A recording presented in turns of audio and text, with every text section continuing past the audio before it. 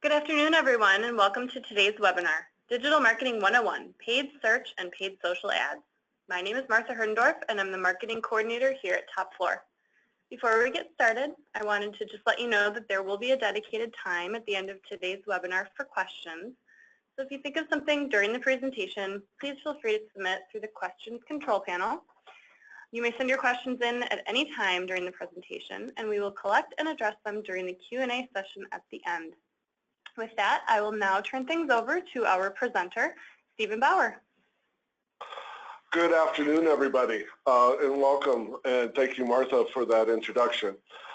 As she said, we're talking about digital marketing today. This will be a basic primer about paid search and paid social ads. We're going to talk about what they are and when is a good time to be using them. As Martha mentioned, there we go. My name is Stephen Bauer. I am the paid search team lead here at Top Floor. I'm a Google certified professional, and I've been doing this for about 17 years. I started back in the days when Google wasn't even a glimmer in anybody's eye, so I've been around for a while. So as we move forward, we want to talk about how we deal with digital marketing strategies, and particularly with paid search. As with any digital marketing strategy, your business has a website, and it's, and you're pretty happy with it. And when people search for your business online, your page usually comes up your business comes up on the first page of the search engine results most of the time. So all is good with the world, right? Well, maybe not. One of the first questions you need to check out is your website mobile friendly? Google has definitely declared this the age of mobile. Everything that they do is directed towards the mobile environment, and so you want to make sure that your website is mobile friendly and can easily be viewed on a mobile device. What else we're going to be talking about is what are you doing to ensure that potential customers find you, because that's what it's all about, building your customer base. And probably as important as building that customer base, what are you doing so that current customers are able to find you online? Because if your current customers can't find you, that's going to be a real problem. And then what are you doing to help those customers, both current and future, to find the answers to their problems, whatever they may be? So moving forward, we're going to talk a little bit about the intentionality of your website. What is it that you want to accomplish with your website, or what are you trying to accomplish with your website? One of the first intentionalities that we talk about is brand awareness, making sure that consumers know who you are and what you do. That is going to be an important part of any website design and website intentionality, and that should be your home page. Another part of your website that people talk about is, in terms of intentionality, is engagement. So what you're trying to do is you want people to download PDFs or white papers, infographics, maps or catalogs, or even to get you to a blog.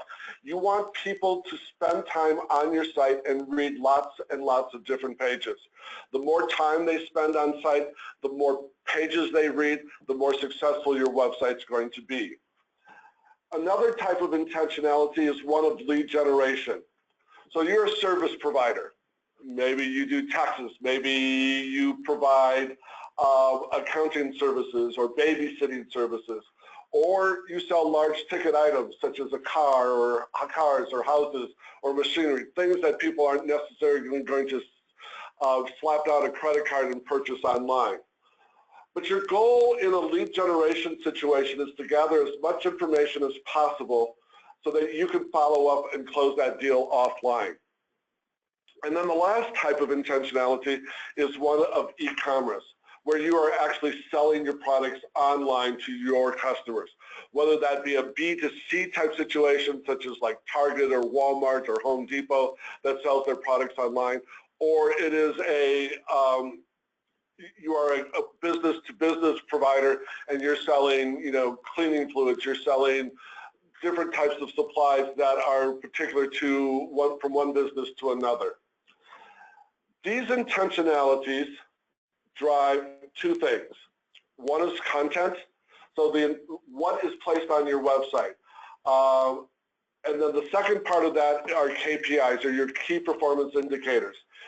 Things that we talk about a lot, at least in the beginning with digital marketing strategies, are things like impressions. So how many times are people seeing your ad? We're talking about clicks. How many times are people actually clicking through and going to your website? And that gives us a click-through rate. So clicks divided by impressions tells us how often the average person is coming to your site. We also want to look at spend. How much money are you spending to drive those people to your website? And then from there, we can get an average cost per click, which is the number of clicks divided by, or spend divided by clicks. It's going to give you the average cost per click. That's going to vary depending upon the demand and supply of your particular vertical, depending on how expensive your product is or your service is. People are willing to spend more to get people into their site if it's more expensive. Then we also want to look at conversions. So what are they actually doing? What events are they completing? Are they actually purchasing something? Are they putting things in a shopping cart and then purchasing? Are they filling out a form? Are they downloading a PDF? Are they downloading a white paper? Then we look at conversion rate, and then we also look at cost per conversions. All of these are basic KPIs, and depending upon those four initial intentionalities depends on which ones carry more weight in measuring the success of your campaign. Then the last thing that we want to look at in terms of intentionality is what problems are you solving for your customers? It's all about taking care of customers and meeting the customer's needs when they need to have them met. That's what's going to make people successful as we continue to move through this digital age of marketing. So, 3 questions we're going to look at momentarily here about your website and about what you're doing online. The first one is, how can I reduce stress for customers in the decision process? Part of that is making sure that they can find you in their search results when they go looking for you, and then once they get to that website, they are able to easily navigate that website and find what they're looking for. How do I demonstrate my brand promise everywhere? That starts back in your marketing, making sure that your name is there, that your core values are expressed in your digital ads, whether they be text ads or display ads. And then again, this question about what problems am I solving for my customer?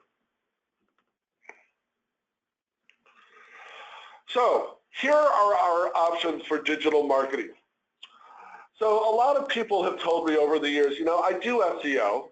I'm getting found in the top of the page on the search results. Why should I do anything else? Well, if you're doing SEO right, you're still paying for it. You're either investing with internal or external resources to ensure that your website is found and it's indexed by the search engines. But that's only part of the picture. You should not put your entire digital strategy solely on search engine optimization results. Of the clicks that happen on a search engine results page, on average, 40 to 50% of the clicks from that search engine result page are going to originate from organic listings. So if you're only doing organic listings, SEO, you're only getting about 40 to 50% of your potential traffic. 20 to 30% of those clicks are coming from paid search, and then the remainder are coming from social, from referral, from direct traffic, and other types of online sources. Paid search generally has the higher conversion rate than organic. Not always, but generally does. Another way to look at this is SEO is a long-term strategy. It's designed for the long haul in making sure that your website is being found, that your content is current and up to date, that the right keywords are being used to find your page, and it's all about performance of the website. Whereas paid search tends to be more of a short-term strategy. So what's going to happen in the next 3 months? What events do we have coming up? What sales do we have? What promotions? What new products am I going to be launching? And how can we get them launched and so that they get indexed quickly by the search engines so that they can show up in those organic listings, but also how can we make sure that we get that message out to people? And both paid search and social media can help you do that. Because of that, one of the things about paid search is that it's able to change quickly, or it's on the fly, so to speak. So if you're running an ad and you're selling something for $20 and all of a sudden you decide that you're going to have a sale and take $5 off, I could change that ad in the morning, and within an hour or two those ads are running, have been approved through Google or Bing editorial, and now you're showing the sale price for everybody else. Social ads, things like Facebook, Instagram, Twitter, LinkedIn, they will meet your clients and your potential clients where they hang out on those social media platforms. Another one that we want to talk a little bit about is YouTube, that offers lots of different options to reach potential clients. And then remarketing, which is all about getting your current clients as well as potential clients coming back to your website. And then the last thing that we'll talk about are the different devices. As I said earlier, Google has decided that we are now in a mobile-first environment. And so making sure that your website and your marketing is optimized for the mobile experience is going to be really important and critical going forward.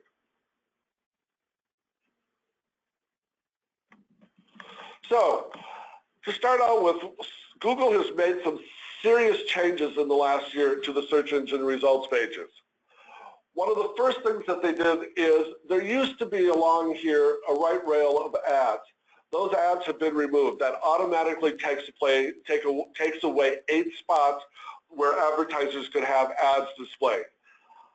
At most right now, you can have up to 4 at the top, and then whatever you have showing at the top is going to show at the bottom. But we do know from experience that most people are going to scroll to the bottom. So unless you're in the top 4 and they're showing 4 ads at the top, your ads probably aren't going to get much traction. And another reason why they did this, and I'm going to keep harping on this, is that mobile experience. This translates into a mobile screen very easily, whereas the old format did not do that. The other big change, not only instead of the layout of the search engine results page, is what's being displayed on the search engine results page. And that's this whole idea of expanded text ads. This was a major change for Google last year, and we are just beginning to now understand the impact of this on the effectiveness of the marketing campaigns with paid search. Google has added 50% more characters to the text ads, which allow you to tell a better story. So instead of having 1 headline, we can now have 2 headlines. We have a very clear display URL. Then we have 70 characters here, 80 characters here for our description. And then we have the use of ad extensions. Ad extensions are very critical, and in the next seminar that I'll be doing in a couple of weeks, we'll talk a lot about this and how important these are. But these here that say critical for safety in that line are all what are called callout extensions. There's particular things that you can say about your business in addition to the big call to action that you want here in your description. And then along the bottom line, these are called site link extensions, so they can take you deeper, or take the potential client or your customer deeper into the website without having to spend a lot of time searching through.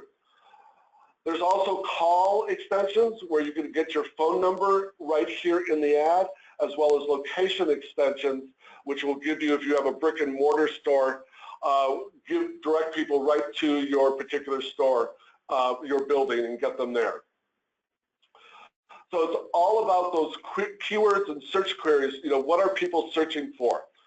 One of the things to think about in a paid search campaign is the average click cost can range anywhere from 5 cents to maybe $100 or more, depending on your product or service and how much that costs.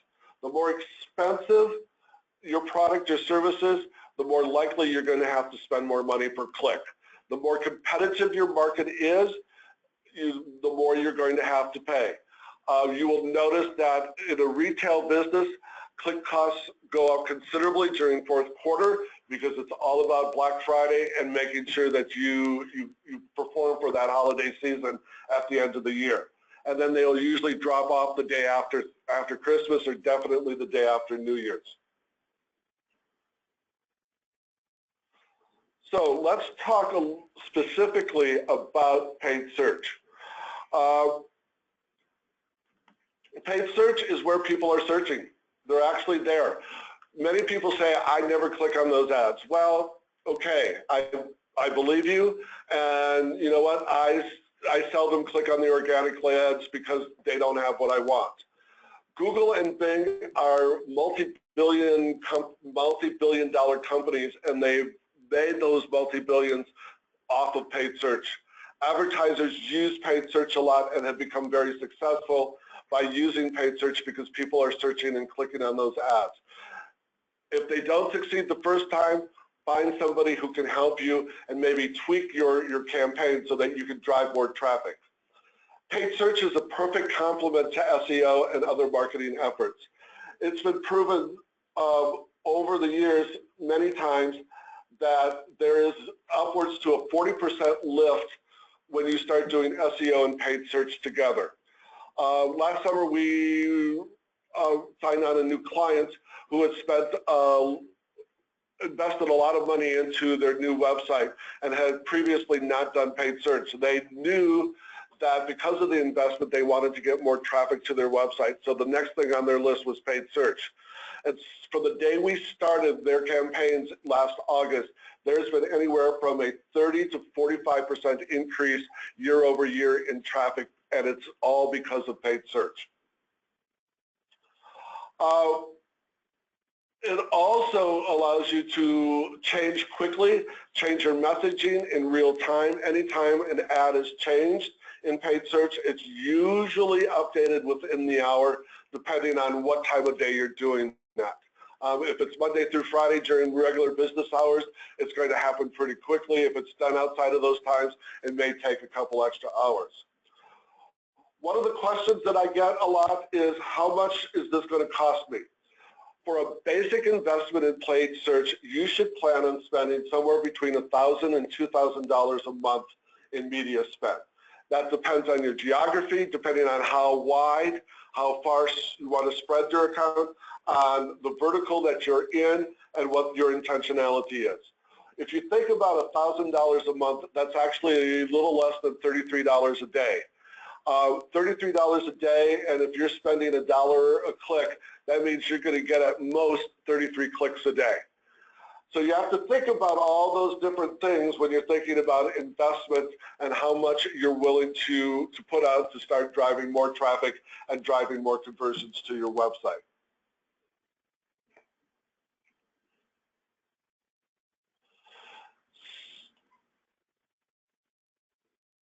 There we go.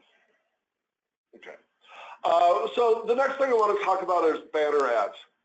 Banner ads are those visual elements that you see when you're searching around the web. They display on websites with related contents. We've seen them everywhere, and some of them are good and some of them are not.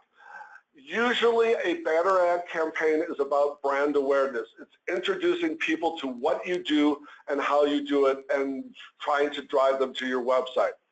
Again, people are online. When people are online, that's where you want to meet them. That's where your customers are, and it's a critical spot for influencing your customers.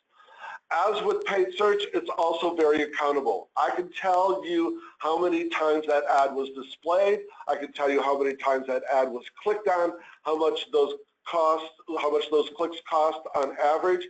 We can tell you how many people actually converted. We can also tell you what the cost of those conversions are. Another thing with Google Display Network is we can target specific people. So one of the things that I did a couple of years ago, working with a company on health insurance, we separated, it was getting ready for open enrollment time, and we separated our campaigns into campaigns for women and campaigns for men. And so we were able to target very specifically, the medical needs of a woman with children, and then a man with a family or a man by himself, and understand those differences and be able to target the messages differently. We can also target geographically, so maybe in Wisconsin there's different needs than there, say, in Minnesota or Illinois, or the Midwest versus the South versus the Northeast versus the Northwest. So we could target all of those things, and we could also target by age. I worked for campaigns for a hospital that was providing in-person seminars for people in their 60s and older who were possibly considering knee replacement or hip replacement or some other joint replacement. And we were able to target our ads to people 55 and older, which is exactly what we wanted, and had great response that way. So being able to target who your consumers are and what they're doing is very, very important in this process with banner ads. So some different types of banner ads here and their intentionalities. So here we're targeting people who are looking for a new home in Milwaukee, Wisconsin. We could say Shorewood there, we could say Mequon, we could say Racine, we could say Kenosha, all the different places where Shore West has offices, and specifically get them down to even the zip code that we want to have them show. The other thing that we did is a series of ads helping to download their app. They have an online app that helps you look for houses, and this is another way that display ads could be used. Another way is to target people who are currently renting and who think they may not be able to buy a house. Here's information that they're driving them to a portion of the website that's going to help them figure out what they need to do to maybe get out of the rent cycle and maybe purchase their first home. You can target these ads in lots of different ways. You can target them based off of specific keywords.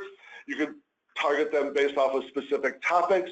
You can also base them off of specific placements or websites that you want your ads to show on. Each of those is going to change the cost and how expensive those ads may or may not be. But it's important to know that you have lots of options, as well as you could say, I want to show on sites that don't have anything to do with government. I want to show my site, my ads on all non-kid websites. Anything, with Hello Kitty on it, I don't want to show up. I don't want to show my ads on. Because most girls who are into Hello Kitty probably aren't looking to buy a house. The other part of ads is this idea of remarketing. Now, before I go too much further, I can already hear a few of you saying in the back of your mind, oh, these are the creepy ads. These are the stalker ads. Well, yes, they are. You've all been out on a website. You've gone to Home Depot. You've been to Eddie Bauer. You've been to Kmart.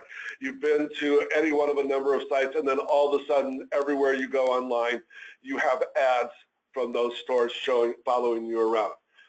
That's exactly what they're supposed to be doing. Now, there are ways as an advertiser that I can set up so those ads don't stalk you to death, or they just appear occasionally. So generally, when we do them, we limit the number of impressions over the course of a week so that you're not barraged with an ad every single time you log into your computer. But they are important. They want you to remember that you were at their site and that you were looking for something. They're subtle reminders. They're not necessarily have to be the creepy ads or the stalker ads. A couple of things that are important to remember about these ads is that consumers are 3 times as more likely to click on a remarketing ad if they've already been to your website. So we're targeting people who've already been to your website. We want them back to your website. If they see another ad for your site, they're going to be more likely to click on it.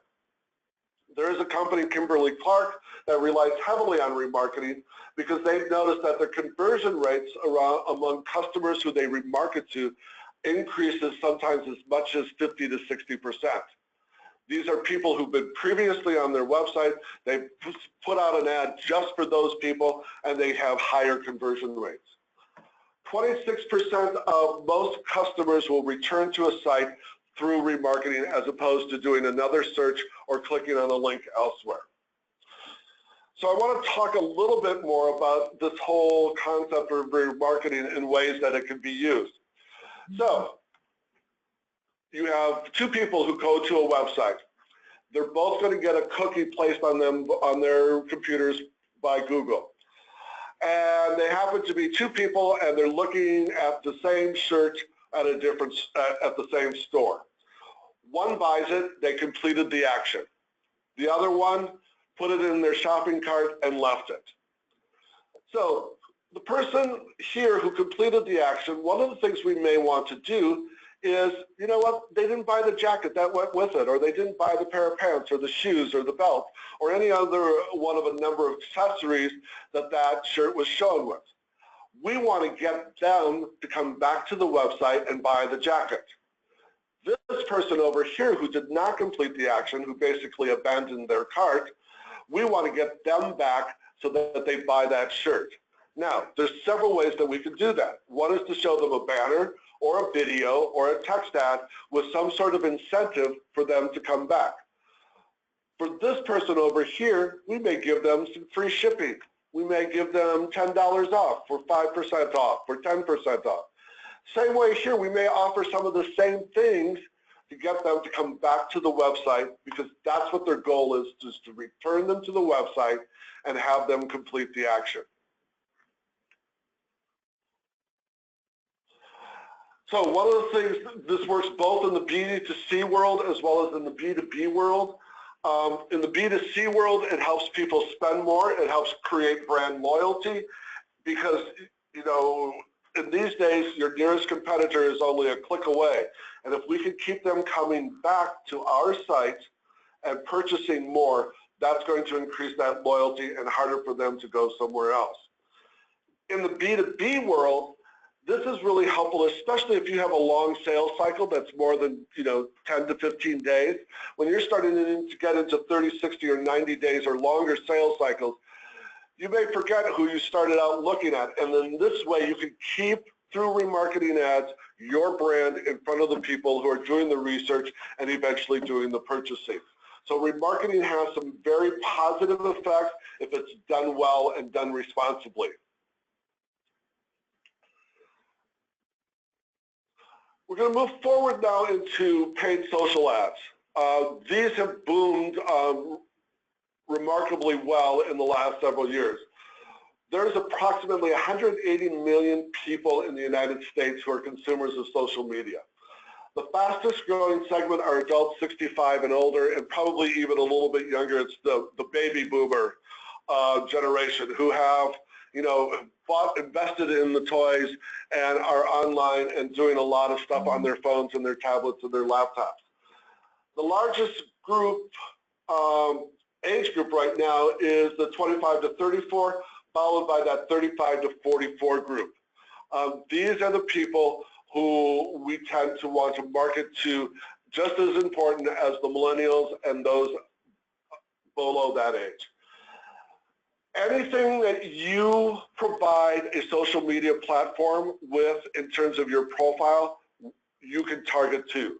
So if you, let's go back to that whole idea of buying a house.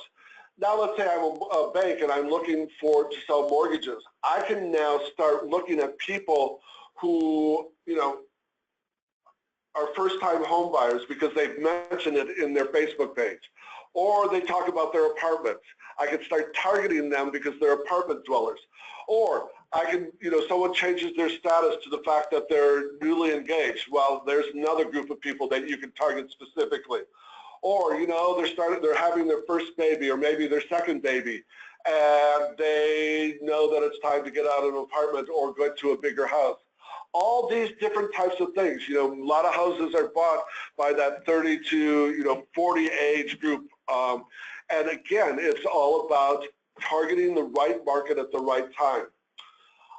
Any of those information that they have that's listed in Facebook, in Twitter, or in LinkedIn, you can target too, and that's what makes them so important. So I've talked about on my Facebook page, I want to lose weight. So Blue Apron's going to pick up on that and start offering, their meal service because it's going to help me lose weight because it's pre-portioned food, it's good for you, it's healthy, it's all that other stuff. And the important thing here to notice is that they have a very clear call to action here that they want us to sign up sign up through their Facebook page. So we get to the Facebook page, we see maybe another link that will take us to their website, and from there we can sign up. A little over a year ago, Facebook bought Instagram. Instagram now offers ads on in their feed. And most of them are pretty good. I mean, you just look at these peaches here from the peach truck. And you just want to grab one of those and take several home actually and make some fresh peach pie or something.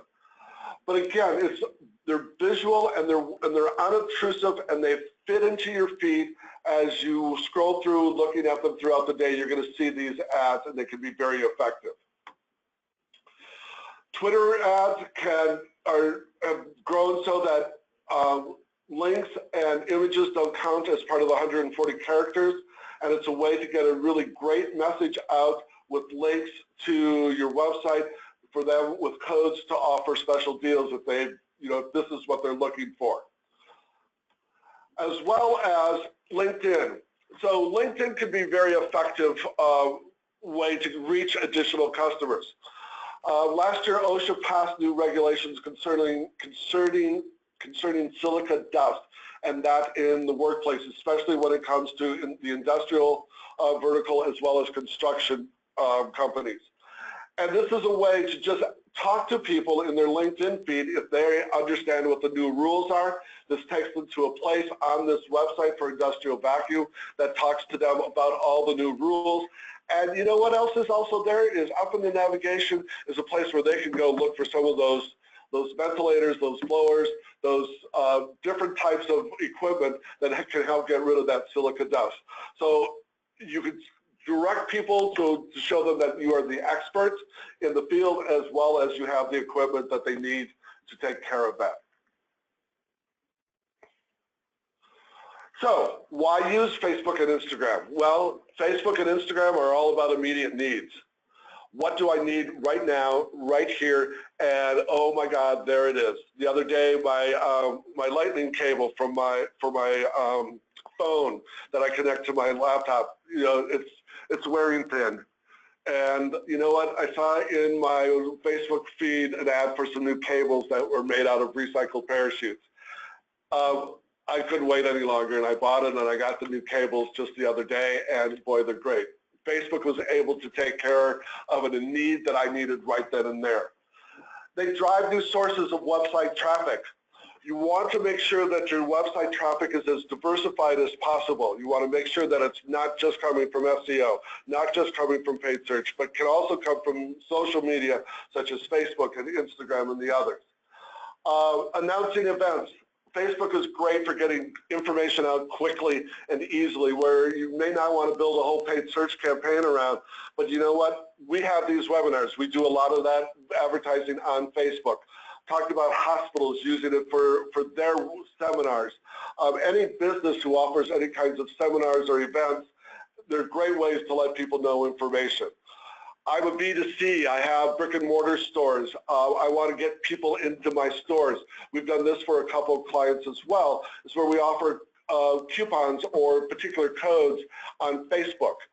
And it drives people to the store because they can take their phone in and they can show them the code and they can get 20% off a pair of shoes.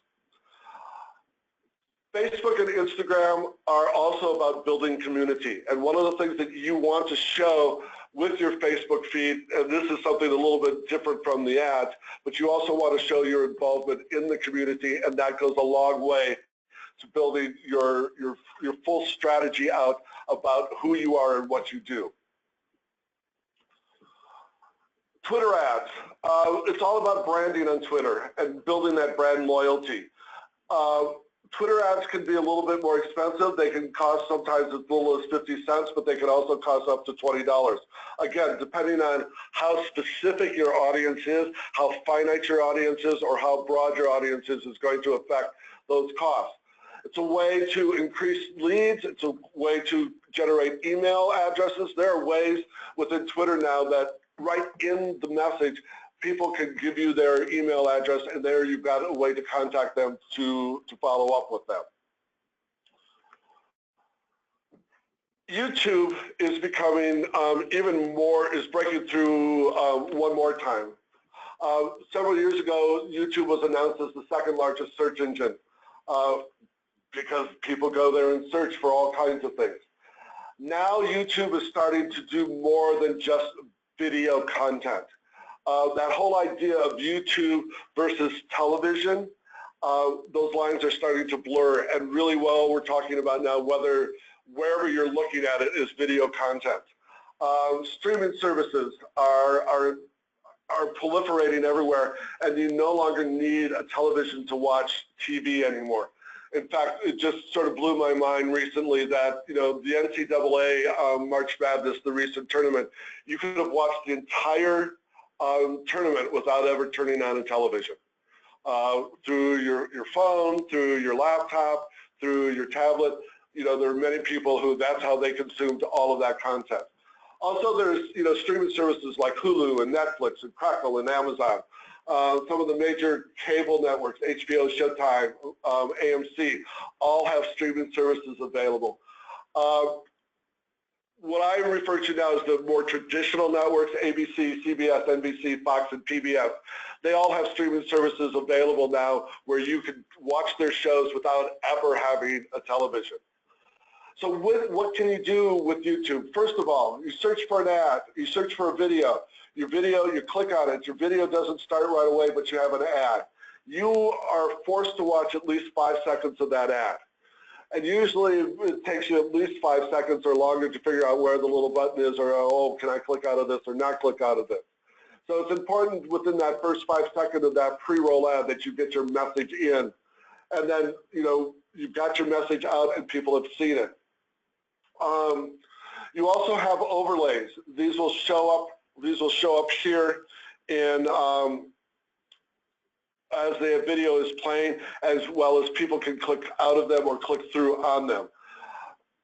YouTube is not so much about the clicking on the ads or on the overlays and getting you somewhere else, but it's important that we get the views. Views are really, really important in YouTube. And then we also have what are called in-display, where they show up in the search engine results on the right-hand side. So as we look at this, we have in-stream ads, which are the pre-rolls. We have in-display, which are in the search results. People are spending an average of 5.5 hours a day consuming video content. Think about that. That's a lot of video content. Not all at once, but most of that is on a mobile device. Think about the times, you know, if you commute to work and you're not the one who's doing the driving, how much of that is watching video content? Are you taking a break at lunchtime and you pick up your phone? How much video content are you actually consuming here? The other part to think about with YouTube is that if you look at YouTube versus a television ad campaign, a local TV ad buy is going to cost you, and these numbers may be a year or two old, on average about $20,000 per month. And that may or may not get you prime time spots. That may or may not get you 7 days a week worth of coverage. A YouTube campaign that gets you 24/7 coverage is going to cost you somewhere in the neighborhood of $1,000 to $3,000 a month, and may include production costs. That $20,000 a month for the local TV does not include production costs, which could be another 25 to 50% more. The average cost per view on YouTube is somewhere between 12 cents and 25 cents. And you can get thousands of views a day at 12 cents and get that message across to people who will come back to your website eventually and maybe purchase and convert. So a couple of factoids from Forrester, which is a major research group in the digital marketing land. And that is by 2021, so 4 years from now, 46% of all ad spend is going to be digital based. That's a lot. Considering, 17 years ago when I started in this business, we were lucky when we were excited when it got to 2 to 3 to 5%. Now almost half of all spend is going to be on digital. Currently, 42% of the current spend is paid on paid search, and 37% of that is on display. And about, I think it's 19 or 16 to 19% is on social media. Those numbers are just going to continue to grow. So we're just about done here, but I would like to remind you before I move on is that if you've had any questions, that you've typed them in and put them in the little chat box, and we'll address those questions in just a minute or two. So as we move on, we've also talked about devices. There is a 77% penetration rate in the United States for cell phones. That means 77 out of every 100 people have a mobile device that they use on a regular basis. Some people use them more than others. But it's important to know that they're there and people are using them. For the second year in a row in 2016, Google announced that over 50% of all searches done on Google.com in the United States were completed on a mobile device. So it is important for you to have a presence on mobile devices as well as having a website that is mobile friendly and that customers can access easily. Desktops are never going to go away. They're just not going to be as important. Tablets are always going to be an important part of your marketing strategy, but mobile is going to be the key to your success. So with that in mind, we are going to start taking some questions.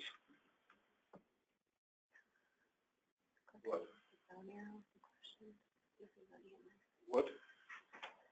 Oh.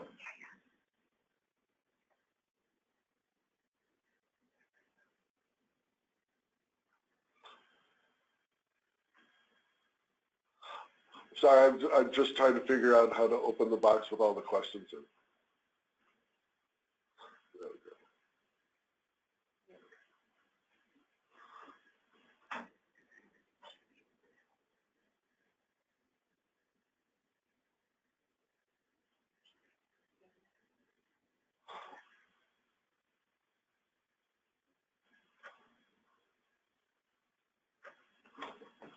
Here, you do it now.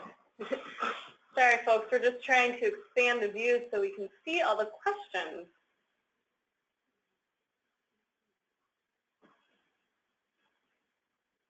All right. So the first question is there a particular SEO platform you recommend using to supplement paid search? I'm assuming you're talking about a tool. So there are a whole slew of them. I am not particularly tied to one or the other. I think you need to look at the ones that are best meet your needs. There's very simple ones like Raven Tools. There's some that are more advanced like SEMrush. Moz has an SEO platform. So there are a slew of them out there. You just need to talk to maybe some of your folks in the field and see which ones they use and which ones that they would recommend. Okay. The second question is, if I have a more defined paid search strategy over SEO, is that going to hurt any progress I've made from paid search?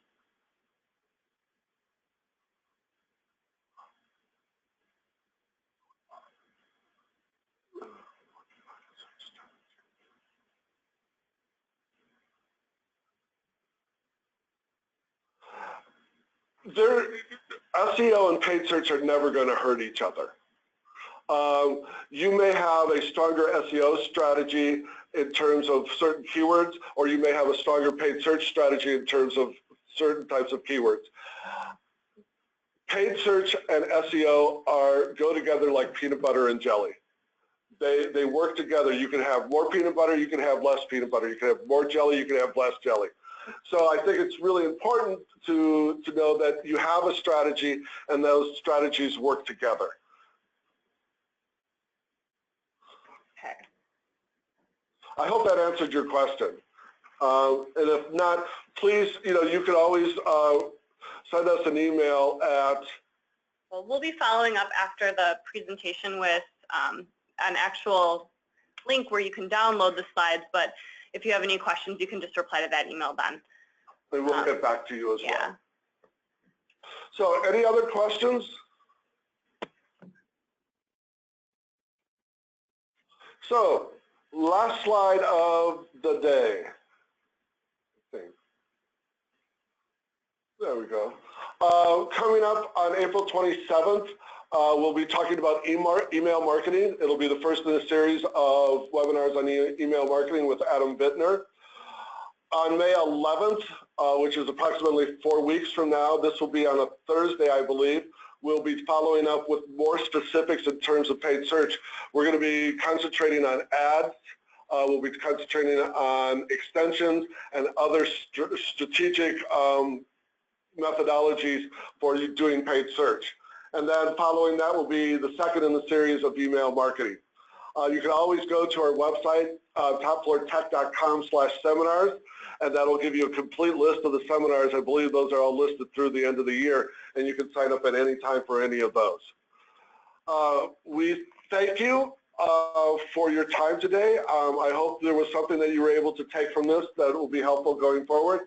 And again, if you have any questions or any concerns, please respond to that email that we'll be sending out shortly with a link to the webinar here today.